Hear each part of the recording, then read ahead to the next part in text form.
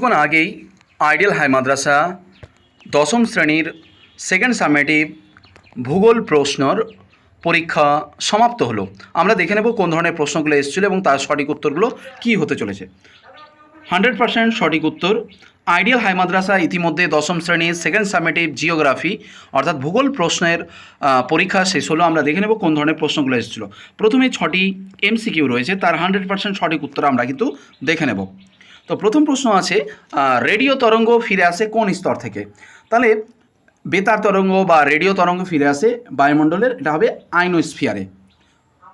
কোন জলবায়ুতে উষ্ণতার কোনো পরিবর্তন লক্ষ্য করা যায় না? নিরক্ষীয় জলবায়ু অঞ্চলে। কারণ নিরক্ষীয় জলবায়ু অঞ্চলে সারা বছর বৃষ্টিপাত থাকে, সেখানে কিন্তু কোনো ঋতু পরিবর্তন দেখা যায় না। নিম্নলিখিত কোন নদীতে বান ডাকে বা জোয়ার ভাটা হয়? তো এটা হবে হুগলি নদীতে। কোন মহাসাগরে ঋতু পরিবর্তনের সাথে সমুদ্র স্রোতের 180 ডিগ্রি পরিবর্তন ঘটে? ভারত মহাসাগরে। এটা সঠিক উত্তর হবে ভারত মহাসাগরে। নিম্নলিখিত কোনটি করমুক্ত বন্দর? কান্ডালা। তোমরা কমেন্ট করে জানাও তো কান্ডালা কোন রাজ্যে অবস্থিত? অবশ্যই কমেন্ট করে জানাও। ভারতবর্ষে কোন শহরের তথ্য প্রযুক্তি শিল্প সবথেকে বেশি উন্নতি লাভ করেছে? Bangalore technology state. এবারে আমরা দেখে নেব শুদ্ধ অশুদ্ধ অর্থাৎ সত্য মিথ্যা প্রশ্ন, তার সঙ্গে উত্তর। ট্রোপোস্ফিয়ারে উচ্চতা বাড়লে উষ্ণতা বাড়ে, এটা মিথ্যা, কারণ ট্রোপোস্ফিয়ারে উচ্চতা বাড়লে উষ্ণতা কমে। বেঙ্গুয়েলা স্রোত আটলান্টিক মহাসাগরে প্রবাহিত হয়, একদম সত্য। আর গুরগাঁও একটি মোটর গাড়ি নির্মাণ কেন্দ্র, এটাও সত্য। এবারে আমরা দেখে নেব শূন্যস্থান প্রশ্নের উত্তর। ড্যাশ ফসলকে দিয়ে ভারতের সবুজ বিপ্লব শুরু হয়েছে? উত্তর হবে গম। এই গম ফসলকে দিয়ে ভারতের সবুজ বিপ্লব শুরু হয়েছে। মগ্ন চড়াগুলি ড্যাশ সংগ্রহের গুরুত্বপূর্ণ স্থান? উত্তর হচ্ছে মৎস্য বা মাছ চাষের জন্য। ড্যাশ স্থলভাগের বিধ্বংসী ঘূর্ণিঝড়? এটা হবে টর্নেডো। টর্নেডো হচ্ছে স্থলভাগের বিধ্বংসী ঘূর্ণিঝড়। এবারে আমরা এসএকিউ প্রশ্নের উত্তর দেখব। তুমি কোন জলবায়ু অঞ্চলে বাস করো? উত্তর হবে ক্রান্তীয় মৌসুমী জলবায়ু অঞ্চলে। ক্রান্তীয় মৌসুমী জলবায়ু অঞ্চলে। মেরু অঞ্চলে কোন চাপ বলয় অবস্থান করে? উত্তর হবে মেরু প্রদেশীয় উচ্চচাপ বলয়। মেরু অঞ্চলে কোন চাপ বলয় অবস্থান করে? মেরু দেশীয় উচ্চচাপ বলয়। এবার এসএকিউ এর পরবর্তী প্রশ্ন, পৃথিবীর বৃহত্তম মগ্ন চড়া কোনটি? উত্তর হচ্ছে গ্র্যান্ড ব্যাংক। ভারতের ডেট্রিয়ট কোন শহরকে বলা হয়? চেন্নাইকে।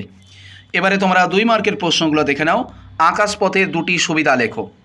ধারণযোগ্য উন্নয়ন কি? হিম প্রাচীর কাকে বলে? নিরক্ষীয় জলবায়ু অঞ্চলে 2টি বৈশিষ্ট্য লেখো।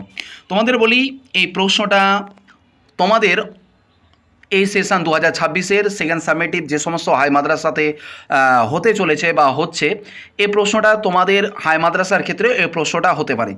3 মার্কের দেখো, এই সমুদ্রবায়ু ও স্থলবায়ুর মধ্যে 3টি পার্থক্য লেখো। গ্রিন হাউস এফেক্ট কি?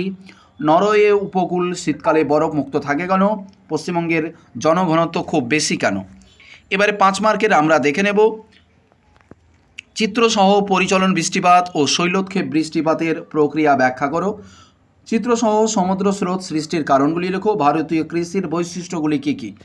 তার সঙ্গে আছে এখানে 4টা প্রশ্ন আছে, যেগুলো 2টা করতে হবে। দেওয়া আছে পূর্ব ভারতের ইস্পাত কেন্দ্র গড়ে ওঠার কারণগুলি আলোচনা করো।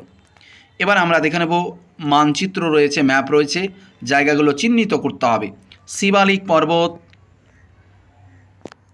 কচ্ছের রণ, নর্মদা নদী, সম্বর হ্রদ একটি চা উৎপাদক অঞ্চল, হলদিয়া পশ্চিমবঙ্গের একটি তথ্য প্রযুক্তি শিল্প কেন্দ্র।